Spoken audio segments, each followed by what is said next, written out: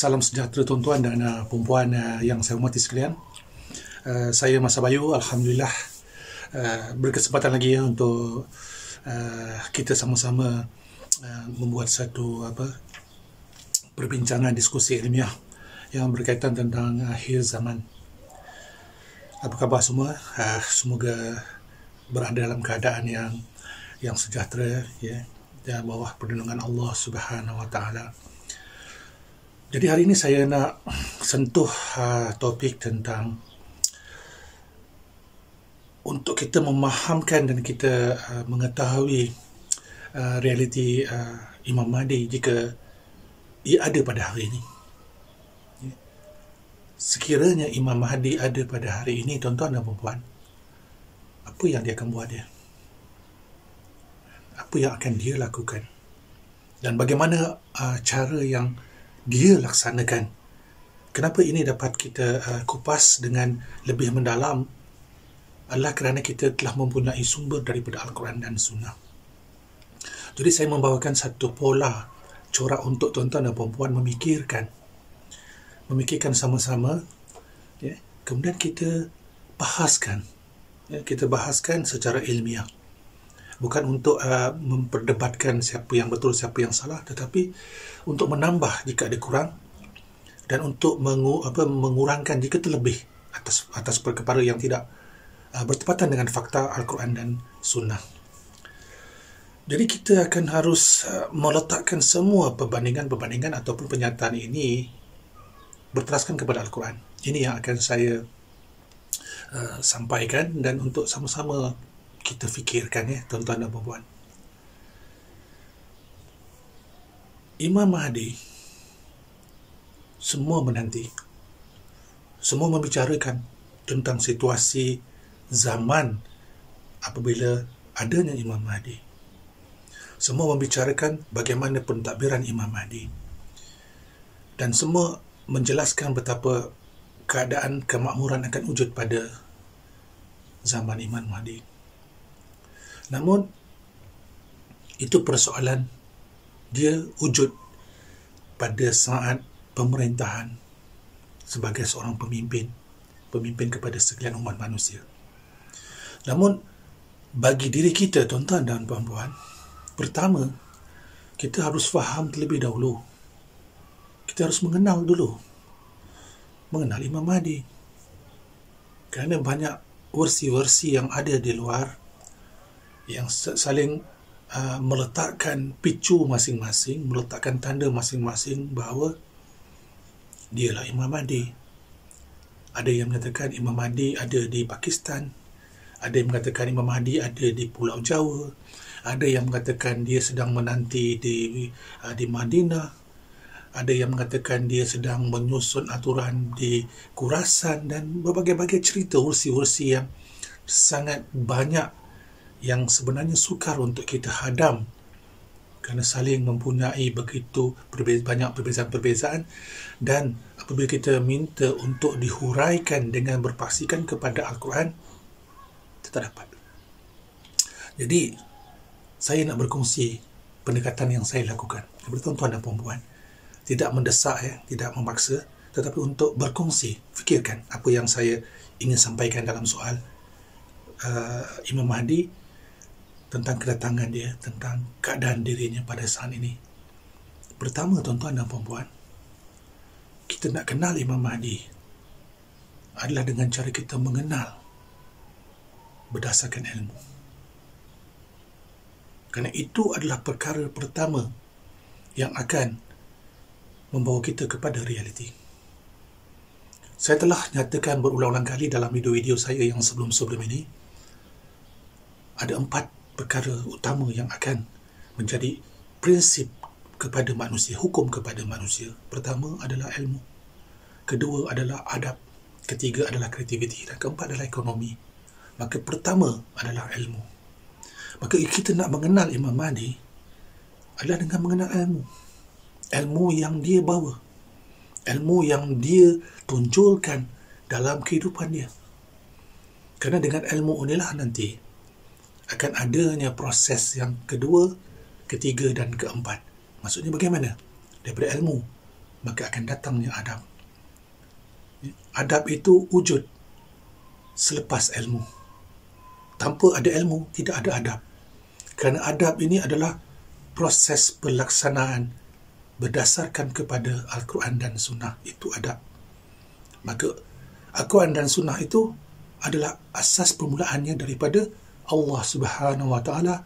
Maka daripada Allah segala ilmu itu puncanya. Maka sebab itu puncanya mesti ilmu terlebih dahulu. Datang adab. Bagaimana adab itu dapat dibawa? Di situlah datangnya Rasulullah SAW menunjuk cara bagaimanakah adab itu kita laksanakan. Dalam istilah ini kita panggil akhlak. Selepas itu wujudnya kreativiti.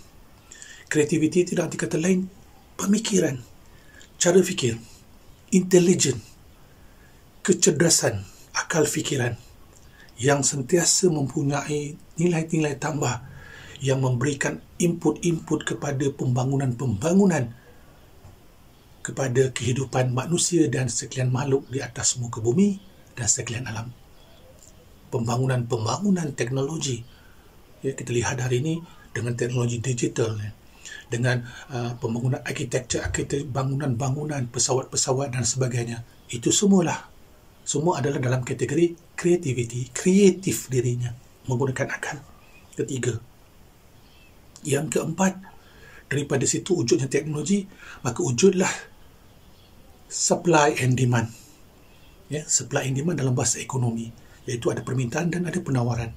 Dia menawarkan teknologi untuk memudahkan dari segi urusan-urusan kerja contohnya, memudahkan perjalanan dengan kenderaan, pesawat dan sebagainya. Maka daripada situ wujudlah jual beli, perdagangan. Maka di sini datangnya ekonomi. Jadi apa yang saya terangkan kepada tuan-tuan dan puan-puan, untuk kita mengenal Imam Mahdi pada saat ini, kita kena mulakan dengan ilmunya. Kita kena tahu ilmu apa yang dia bawa. Maka bagaimana kita nak tahu ilmu dia, bagaimana dia bawa? Balik kepada cerminan yang telah saya terangkan daripada video-video yang sebelum ini, iaitu cerminan kepada Imam Mahdi adalah Rasulullah SAW. Maka kembalikan kepada situ. Maka keilmuan yang dibawa oleh Imam Mahdi mesti membawa Al-Quran. Pasti bawa Al-Quran. Dia tidak akan merujuk kepada yang lain. Apabila memegang kepada Al-Quran, ada dua perkara yang akan sampai keilmuan yang ada pada Imam Mahdi. Apakah ilmu yang dia miliki? Dua. Iaitu ilmu ni adalah pengetahuan. Pelaksanaan pengetahuan dia. Maka apa yang dapat daripada dua ni tadi adalah ilmu yang pengetahuan membawa diri dia kepada Allah Subhanahu Wa Taala. La ilaha illallah. Yang kedua, pengetahuan yang mengenalkan dia kepada Rasulullah, Muhammad Rasulullah. Kenapa? Kerana Muhammad Rasulullah itulah yang akan menjadi contoh tauladan. Bagaimana balik kepada perkara yang kedua yang saya nyatakan tadi, iaitu akhlak, adab. Maka Imam Mahdi membawa dua perjalanan ilmu kepada manusia, iaitu membawa manusia itu mengenal diri dia untuk dia kembali kepada Allah. Satu. Itu yang kita katakan tauhid. Ya. Di dalam bahasa untuk diperjelaskan dengan lebih jauh, maksud di sini fardu ain, hubungan dengan Allah. Ya. Itu yang pertama. Berarti dia mempunyai pengetahuan yang mendalam dalam persoalan tauhid. Dia tidak akan berganjak daripada perkara yang batil. Dia tidak akan ada ramalan-ramalan dalam diri dia. Segala-gala yang dia miliki dalam sudut ilmu berteraskan kepada Al-Quran. Dia tidak akan ada kitab-kitab yang lain. Dia tidak berpegang kepada sesiapa-sesiapa pun.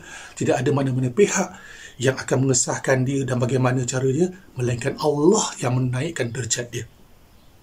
Sebagaimana Allah menaikkan derajat para-para rasul yang lain, begitulah jika Allah memilih di kalangan sesiapa yang ingin dia naikkan kemuliaan, itu adalah milik Allah mutlak, tidak ada pada makhluk. Maka dia mempunyai ilmu yang berkaitan tentang langit. Jadi berkaitan tentang mengenal diri kepada Allah Subhanahu Wa Taala, mengenal diri kepada pencipta. Yang kedua, ilmu la ilaha illallah Muhammad Rasulullah. Yang kedua, sesungguhnya mengenal Rasulullah SAW. Maka di situ datang sunnah yang ditinggalkan oleh junjungan besar kita Nabi Muhammad SAW, dalam persoalan bagaimana membawa diri di dalam kehidupan di atas muka bumi. Berpastikan kepada Allah dan mempunyai tanggungjawab dengan sesama makhluk. Hablum minallah dan hablum minan nas. Maka dia mesti mempunyai sifat dua ilmu yang sama, sebagaimana ada pada Rasulullah. Maka tuan-tuan dan puan-puan, bila lihat di situ, bila ada kita kenal, oh dia ni ada mempunyai kelebihan. Kelebihan bagaimana? Kelebihan dari segi tauhid, dia sangat tinggi pengetahuan dia. Buka Al-Quran, dia boleh menafsir Al-Quran, dia boleh menjelaskan banyak perkara yang orang tak jelaskan. Okey, kita terima. Dan kita tengok, ada tak pengetahuan dia tentang ilmu keduniaan? Contohnya bagaimana? Bila saya sebutkan kata perkara yang kedua, ilmu dunia, adalah yang berbalik kepada keupayaan dari aspek membangunkan hubungan dengan sesama makhluk. Dalam arti kata lain, dia mempunyai keupayaan ilmu di dalam ilmu matematik. Dia mempunyai ilmu dalam ilmu biologi. Dia mempunyai pengetahuan kepada ilmu yang berkaitan dengan fizik. Dan dia ada ilmu yang berkaitan tentang kimia. Berarti keempat-empat cabang ilmu yang ada di dunia pada hari ini. Kerana semua pembangunan hari ini berdasarkan kepada 4 cabang ilmu. Itu dia miliki. Berarti apa? Dia pakar matematik. Pakar kepada segala pakar matematik. Dia tak pakai lagi algebra dan sebagainya. Itu semua bukan masalah bagi dia. Dia mempunyai ilmu matematik daripada Al-Quran. Dia ada kimia, ilmu kimia daripada Al-Quran. Dia ada ilmu biologi daripada Al-Quran.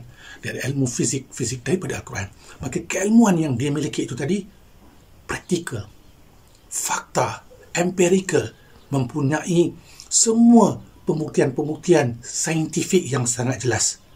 Maka balik pada persoalan tadi, jika kita kenal dia mempunyai pengetahuan yang hebatlah tuan-tuan dalam bidang agama, bidang tauhid katanya. Bagaimana dalam bidang sains? Dia ada tak? Dia tak ada. Maka tidak lengkap itu tuan-tuan dan perempuan. Kerana hari ini saya nak memberikan tuan-tuan dan perempuan pemahaman yang jelas. Kena seimbang.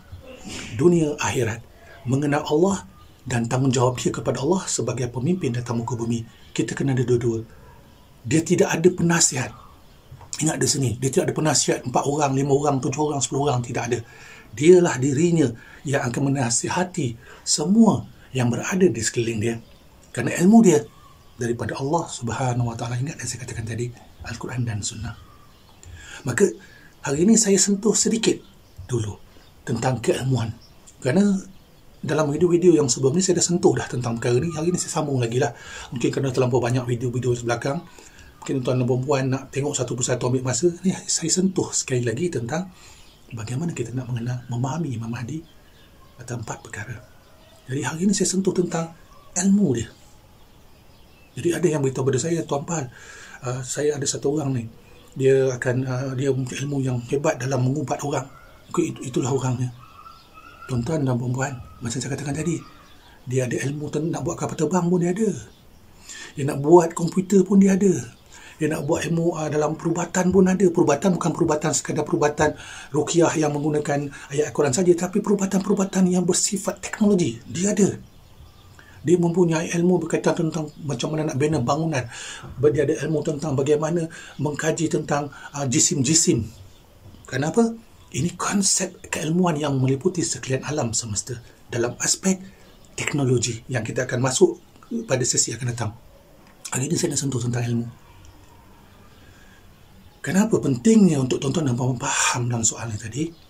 Kerana inilah yang akan menjadi teras kepada Imam Mahdi yang perlu kita faham untuk kita kenal dia.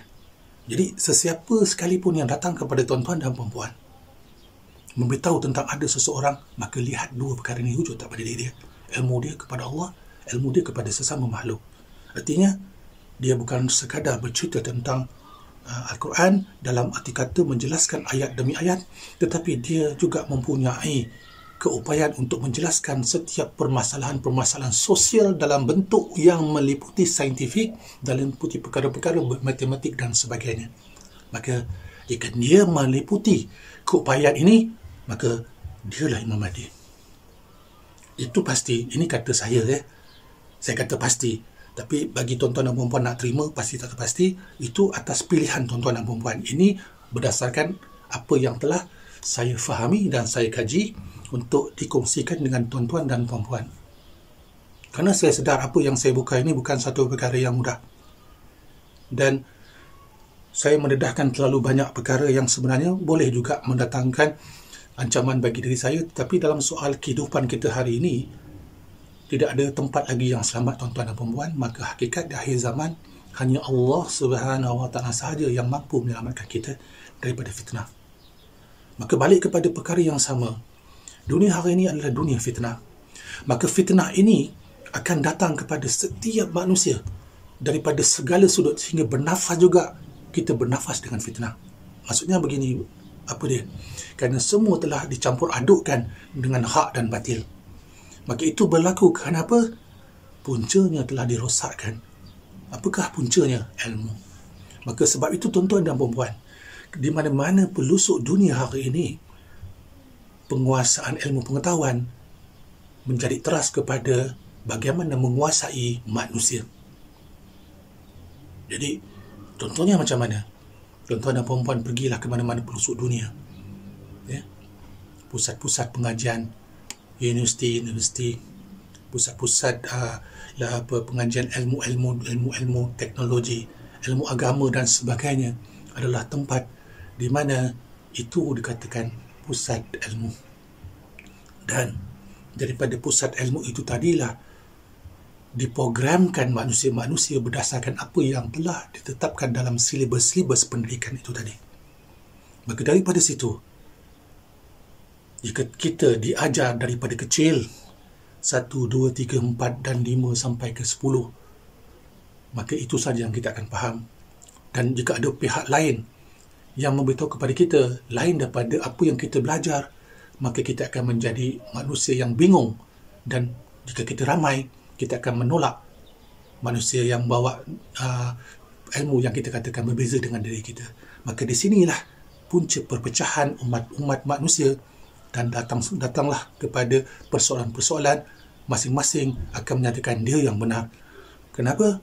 Kerana berdasarkan kepada pengetahuan yang dia miliki, ilmu yang dia miliki. Maka untuk itulah kita harus faham, untuk kita mengenal, memahamkan Imam Mahdi di akhir zaman, kenal dengan ilmunya. Untuk merubah alam semesta, bukan dengan kekuatan tangan kita, bukan dengan mempunyai ramai, bukan dengan harta benda, tetapi bagaimanakah ilmu yang ada di dalam dada kita, akal yang Allah berikan kepada kita, berteraskan kepada La ilaha illallah Muhammadur Rasulullah. Itu yang akan merubah seluruh umat manusia.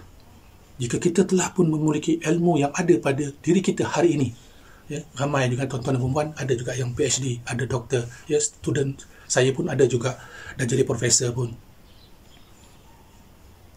Tetap, kalau kita lihat realiti zaman ini, hari ini, dunia hari ini penuh dengan kacau bilau. Berarti tuan-tuan dan puan-puan, umat Islam hari ini umpama anak ayam yang tidak ada ibunya. Tidak ada satu keadaan pun, tidak ada satu situasi pun yang dapat menyatukan umat Islam. Sehingga hari ini, jangankan soal nak bersatu padu, soal nak sambut hari raya pun kita boleh bertentang pandangan daripada banyak pihak. Negara tu ikut kata boleh ikut, negara ni kata tidak boleh ikut, ada yang raya, ada yang belum raya. Soal-soal sedemikian juga telah mendatangkan perpecahan-perpecahan.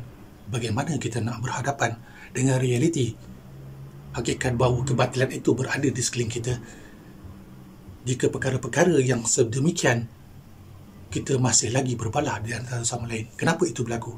Kerana faktor ilmu yang kita miliki. Maka apakah yang kita kena faham daripada perkara ini tadi? Kita harus faham Imam Mahdi tidak akan datang dalam bentuk politik. Dia tidak akan datang dalam bentuk persatuan-persatuan yang berteraskan kepada bangsa. Dia tidak akan datang dalam satu kelompok-kelompok yang berteraskan kepada satu doktrin. Tetapi dia akan datang dengan membawa satu pembangunan. Asas dia adalah pembangunan ilmu kepada semua umat manusia. Merubah sistem ilmu yang ada di dunia pada hari ini. Sistem pendidikan yang berteraskan kepada nilai-nilai murni, moral value berteraskan kepada Al-Quran dan Sunnah junjungan besar Nabi Muhammad SAW. Kerana Imam Mahdi hari ini, ya, Imam Mahdi, dengar yang saya nak sampaikan di sini. Saya tidak ingin mereka-reka cerita, ya. Ini berdasarkan apa yang telah saya fahami. Wujudnya Imam Mahdi hari ini, pasti tidak ada satu negara pun yang akan terima dia. Tidak ada satu pemimpin dunia yang akan terima dia. Ini adalah satu ketetapan yang dia kena terima, sebagaimana Rasulullah SAW, sampainya beliau, tidak ada siapa yang terima, sehingga diterima terlebih dahulu oleh isterinya, kemudian oleh sahabat-sahabatnya, ya, yang lain-lain, kemudian ditentang. Maka penentangan yang sama akan ada pada Imam Mahdi, iaitu dia tidak akan datang dengan semudah itu diterima oleh mana-mana pemimpin dunia. Jadi dia tidak akan datang dalam bentuk sebagai pemimpin kepada mana-mana politik. Dia tidak akan datang dalam mana-mana negara. Tetapi dia akan membina satu peradaban, keilmuan yang akan membina satu lagi corak dunia yang akan membawakan kesamarataan kepada semua pihak. InsyaAllah kita sambung lagi pada sesi yang seterusnya, bahagian yang kedua. Assalamualaikum, salam sejahtera daripada saya, Masa Bayu, daripada Istanbul.